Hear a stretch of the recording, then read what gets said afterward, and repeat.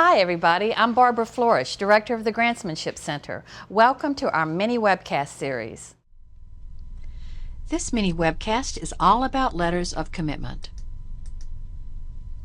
The programs we lay out in grant proposals usually include resources that other organizations will contribute. Partners may provide space, a van, time from their staff. Letters documenting those specific commitments should be attached to the proposal. The only reason you would not attach letters is if the funder doesn't allow attachments. When your organization has engaged other groups in ways that will strengthen the program, enthusiastic letters documenting those commitments strengthen the proposal.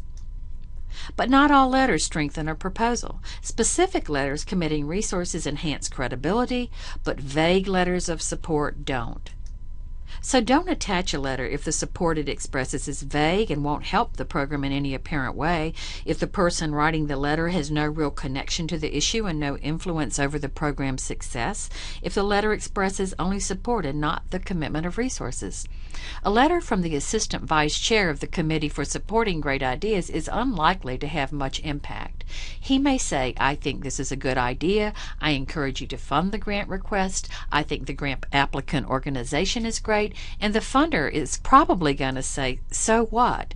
How will these opinions actually support the success of the program?" But unless the funder says no attachments, you do need to include letters that document specific, meaningful commitments, sync with the proposal, are enthusiastic and written by people who know what they're talking about, and are signed by people in the position to commit resources. Mr. Walking the Walk here is excited. He says, "My organization helped plan this program. We often partner with the applicant. We will provide a gym, a van, some sports equipment, some mentoring. We'll participate in evaluation." He ends by saying, "This project is essential to youth in our community. Please join us by funding this work." He's the Executive Director of City Youth Services, so he's in a position to know what he's talking about, and he's putting his organization's resources where his opinions are, so this letter is likely to have a great deal of impact. So how do you get great letters of commitment? Like everything else, it's a process. You reach out to organizations in the community with compatible missions and that are concerned about the issue you're working on. You engage them in defining the problem and figuring out the program plan. And as the planning proceeds, everyone around the table defines the resources they can contribute, and they also identify areas where they may need some of the grant funding to fully play their part. After discussion and planning, you agree on how the program will be implemented and what cash and in-kind resources will make up the budget. Once you've agreed, it's important to confirm what has been agreed upon, and a good way to do that is through distributing a concept paper to all of the organizations involved. If you have questions about concept papers, watch my short video on that topic. You can access it at the Grantsmanship Center's channel on YouTube. Now you're in a position to get powerful letters of commitment. Here are 3 key points. You can't expect a one-day turnaround on your request for a letter. Even though the details have been hammered out, putting together a good letter takes a little time. Setting a deadline will motivate partners, but set that deadline earlier than the deadline for submission of the proposal. When it comes to letters, there will always be stragglers. It's fine to draft letters for your partners, but each needs to be unique. Do not use template letters that are all the same except for the descriptions of the commitments. Template letters don't communicate enthusiasm. Timing is critical. Request those letters as soon as the program design and budget are set. Even when partners know they need to write a letter, give them at least a week. Everyone's busy. Sometimes partners will provide letters that are slightly off track or leave out a major commitment that is detailed in the proposal. You can't submit those letters. You have to speak with the partner and get revised letters.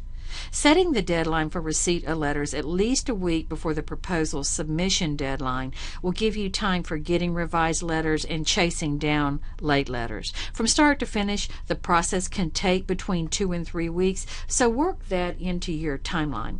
Start the process early and assign someone to stay on top of it. By building and valuing partnerships, you position your organization to have greater impact, and you also position it to receive powerful support that will enhance the credibility and competitiveness of your grant proposals. So lay the foundation for these robust partnerships. Build a culture of collaboration within your organization. When addressing an issue, consider how other organizations can help increase the impact. Homeless shelters, for example, often build powerful alliances with drug treatment and mental health centers, domestic violence programs, and anti-poverty agencies, and many art centers work with schools and social service agencies. Spend the time you need to build the partnerships. This may mean serving on committees, becoming part of a community work group, attending the events of other organizations, and just reaching out whenever the opportunity arises. When confronting a community and problem, engage other groups in your process. Hear what they have to say. Have genuine interest in their ideas and perspectives.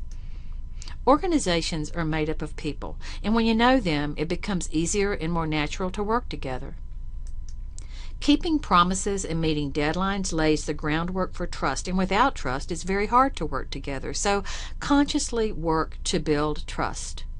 Collaboration means give and take. Be sure to support other groups aligned with your mission and concerned about similar issues.